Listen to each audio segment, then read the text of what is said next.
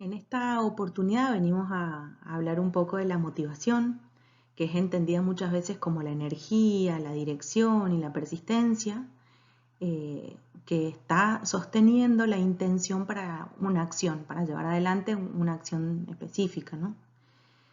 Esta motivación está muy vinculada a la regulación biológica, cognitiva y social, y es altamente valorada debido a las consecuencias que tiene en el crecimiento y en el desarrollo personal.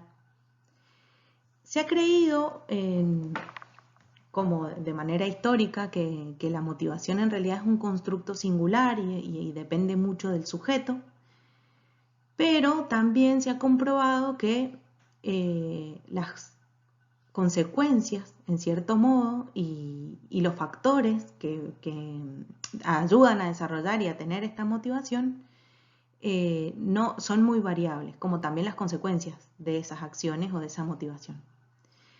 Nosotros en esta oportunidad nos estamos basando en un artículo que nos habla de la teoría de la autodeterminación. La teoría de la autodeterminación en sí pretende poder comprender cuál es el rol que tiene el contexto social en el desarrollo de la motivación y en consecuencia el logro de un bienestar psicológico general de la persona. Es importante poder concentrarnos en responder esta pregunta, ¿no? ¿Cómo podemos nosotros enfrentar o confrontar las situaciones diarias? Y en la bibliografía en general salen dos grandes posturas. Una postura más proactiva y comprometida para la acción y otra postura más pasiva o desconectada de esas acciones que deberíamos o que nosotros consideramos que deberíamos hacer. En ambas situaciones, lo que es importante entender es que el tipo de respuesta que tengamos, sea una o la otra, tiene mucho que ver con las características del contexto social. ¿Por qué? Porque en realidad, en cierto modo, esas características del contexto social y de la tarea específicamente que debemos llevar adelante nos puede posibilitar o imposibilitar tomar esta postura más proactiva y comprometida, que sería la esperable, y tal vez ya sí tomar una postura pasiva y desconectada. Nos puede pasar que frente a una misma actividad, pero en un distinto tiempo, tomemos una postura o la otra, o al revés, que siempre estemos actuando motivados, proactivos y comprometidos, o que siempre nos encontremos en esta otra postura más pasiva y desconectada. Bueno, probablemente esto no sea algo nuevo para ustedes y ustedes sepan que existen diferentes tipos de motivación, específicamente dos, la extrínseca y la intrínseca. Sin embargo, muchas veces se piensan como que son diferentes o que son dos cosas opuestas y en realidad no es así. Esta teoría nos muestra que hay un continuum y que muchas veces una favorece el desarrollo de la otra. Si nosotros nos concentramos en la motivación extrínseca, básicamente hacemos foco en pensar que hay una imposición del contexto a realizar una actividad con la cual nosotros no nos sentimos tan cercanos, no nos gusta, no queremos. Sin embargo, nos posibilita, en cierto modo, y una vez que nosotros podemos darle el valor que efectivamente esa acción que nos están pidiendo tiene, hacer una interiorización y convertirla en una motivación intrínseca.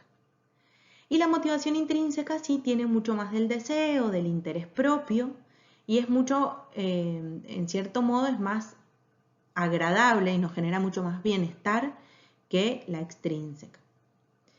Es importante tener en cuenta acá, por ejemplo, voy a intentar poner un ejemplo, que a veces nosotros nos confrontamos con una situación en la que es impuesta, piensen en la escolaridad secundaria. Bueno, teníamos que estudiar una materia que no nos interesaba, que no nos gustaba, que no sabíamos para qué nos servía.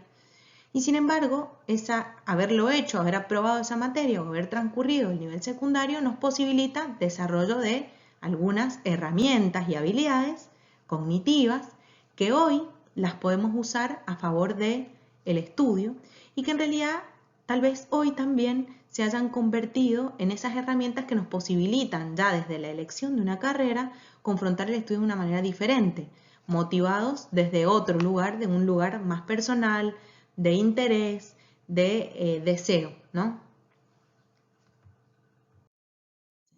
Para lograr que la motivación se convierta en algo propio, en algo que uno logra, a pesar de comenzar extrínsecamente uno logra darle un compromiso personal cuando puede valorar lo que eso significa, para sostenerla es importante tener en cuenta estas preguntas, hacerme estas preguntas. A ver, ¿soy capaz, me siento capaz de hacer esta actividad que se me está proponiendo? ¿Qué percepción yo tengo de los propios logros, de mis logros? ¿Estoy conforme con lo que voy logrando, con las metas que me propongo, el tiempo que me lleva a alcanzarlas? ¿Puedo manejarme bien solo en esta situación? ¿Logro con autonomía confrontar esa tarea? ¿Qué nivel de esa autonomía tengo? Y si no, ¿qué necesito para llegar a tener autonomía, a lograr confrontar esa situación de manera independiente? Y además, otra de las cuestiones que también tiene mucho valor es darme cuenta si yo me siento parte de esa tarea, de ese grupo, de esa situación, de ese contexto. ¿Qué nivel de pertenencia puedo llegar a tener en relación a esa tarea o esa actividad que se nos está solicitando, ¿no? Y acá podemos pensar en la institución, en la pertenencia al grupo, y si me siento cómoda o no en ese contexto social. Entonces, de esta forma y respondiendo a estas preguntas, es muy probable que podamos empezar a darnos cuenta cómo sostener una motivación intrínseca. ¿Por qué? Porque estas preguntas nos llevan a las 3 habilidades psicológicas que nos posibilitan construir esta motivación intrínseca. Entonces, los 3 componentes de los que hablábamos recién, o necesidades psicológicas innatas que deben ser sostenidas y desarrolladas para poder mantener y tener una motivación intrínseca, son la competencia, la autonomía y las relaciones. ¿Qué significa esto? ¿O a qué nos referimos con cada una de ellas? La competencia hace referencia específicamente a la percepción que yo tengo en relación a mi posibilidad de responder a lo que se me está pidiendo, ¿no? A la percepción de capacidad. Yo puedo o no puedo, tengo las herramientas o no para llevar adelante esta tarea. Entonces, ¿me siento competente o no me siento competente? Cuando hablamos de autonomía, hablamos de la capacidad de tomar decisiones en relación a eso que se me está pidiendo. Y además, obviamente, esto se internaliza. A ver, a mí me están proponiendo una materia de X características en la cual puedo decidir cuándo rendirla, cuándo no, cómo estudiarla o no. En la medida que hay mayor imposición externa, hay menor posibilidad de desarrollar la autonomía, porque la autonomía nos va mostrando esta habilidad para tomar decisiones, para priorizar elementos unos sobre otros y para sentir que yo tengo un aporte a esa tarea, que yo puedo ir decidiendo cómo llevarla y qué hacer con eso.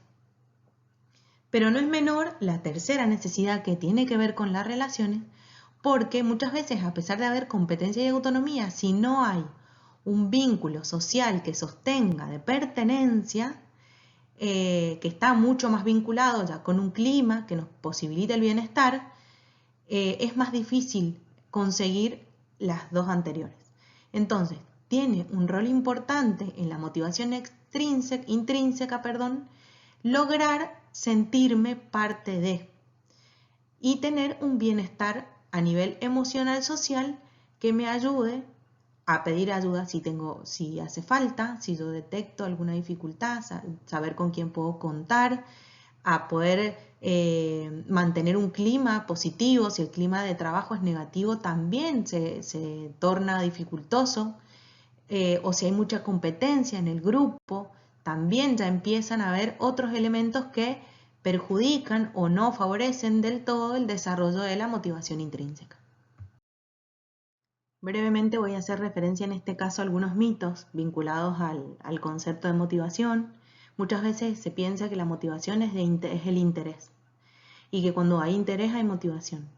Y en realidad muchas veces hay interés y eso nos mueve a actuar, pero sin embargo ahora sabemos que la motivación se construye y a veces se introyecta desde una primera imposición externa hasta convertirse en un compromiso personal, ¿no?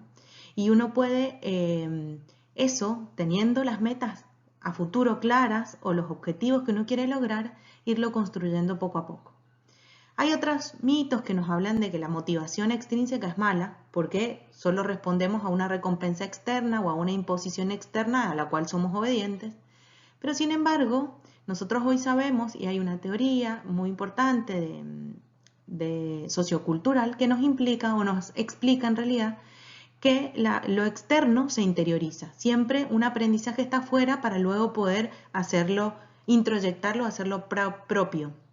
Entonces la motivación extrínseca no es mala, a veces es inicial y depende el valor que los demás le pongan a esa actividad y el valor que yo pueda reconocer en esa actividad si se convierte en algo intrínseco o no. Y cuando hablamos de la motivación intrínseca, podemos pensar que nace de uno. Bueno, hoy sabemos que no es algo que nace y que si hay algo que no te interesa, no puedes motivarte por eso. La verdad es que no. Es que en relación a la valoración que esa actividad tenga en tu entorno y la valoración que vos puedas con el tiempo ir dándole, es que nosotros vamos efectivamente a poder construir desde lo externo al interno una motivación que nos permita lograr nuestros objetivos. Ahora sí, y para cerrar, algunos consejitos para este primer año de la Facu. En realidad, el primer año es el más complejo, porque hay un cambio de nivel educativo, la propuesta pedagógica es distinta y requiere mucha autonomía para llevar adelante la propuesta curricular, las materias, el poder estudiar a tiempo, ir a tiempo con los contenidos. Sí es relativamente relevante, en realidad, tener en cuenta que este primer año nos puede ser un poco complejo y estar preparados para eso. Porque si no, de este modo, lo que nos puede llegar a pasar es que estas necesidades psicológicas innatas para el sostenimiento de la motivación empiecen a bajar y nuestra motivación empiece a bajar. ¿Qué quiero decir con esto? Que en realidad, sabiendo que puede ser complejo, lo que nosotros logramos es anticiparnos y en el momento que veamos alguna dificultad, por ejemplo, cuando la experiencia académica no sea la que yo estoy esperando y me doy cuenta, pueda buscar de manera autónoma una forma de solucionarlo. Pedir ayuda es un indicador de autonomía. Entonces, eso es importante que lo tengan en cuenta. Darme cuenta de mis puntos débiles y evaluar el avance, ¿sí?, en este proyecto de carrera, me permite frenarme, mirar para atrás, ver lo que hice bien, lo que hice mal y restablecer o cambiar el plan que tenía. Si yo vengo estudiando de una forma donde los resultados que obtengo no me satisfacen, bueno, hay que revisar cómo estoy estudiando. Eso es muy importante, porque acuérdense que las 3 necesidades psicológicas deben ser sostenidas para que la motivación sea intrínseca. Tener experiencias de logro académico obviamente van a enriquecer la autopercepción de capacidad. Si yo voy teniendo buenas experiencias, lo más probable es que me sienta capaz y me sienta motivado para continuar, ¿no? Y el grupo no es una cuestión menor, es muy relevante tener un grupo de apoyo emocional, social, alguien con quien compartir estas características de la formación, porque me permiten desarrollar la pertenencia a la institución. Entonces, con estos consejos en realidad lo que queremos traerles es como a modo de síntesis algunas cuestiones que se les pueden presentar en el primer año de la carrera y a los cuales tienen que estar atentos para que la motivación no descienda y que en cierto modo no tomen decisiones por ahí erróneas cuando pudiesen prever que esto pase, ¿sí? Entonces, de la mejor forma posible y con las mayores ayudas también, porque es difícil el primero, traten de estar atentos a que esto no vaya sucediendo.